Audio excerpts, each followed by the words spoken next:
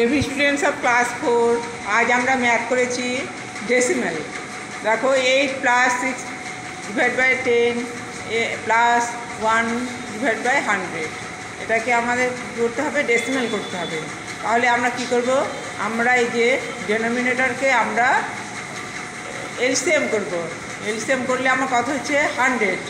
100কে আমরা এখন দেখো 8-এর নিচে কিছু নেই মানে 1, তাহলে 8কে আমরা 100কে দিয়ে মাল্টিপ্লাই করব। তাহলে 800 + 100কে আমরা এই যে ডেনোমিনেটর 10 আছে তাকে আমরা ডিভাইড করলে কত হবে 10।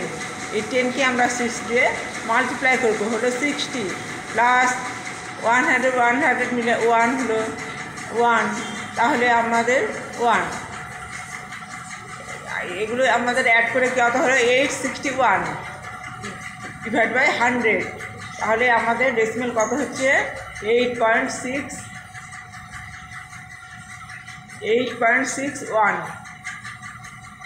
তোমাদের BCDEF হোমওয়ার্ক দেওয়া হয়েছে, তোমরা বাড়িতে করবে।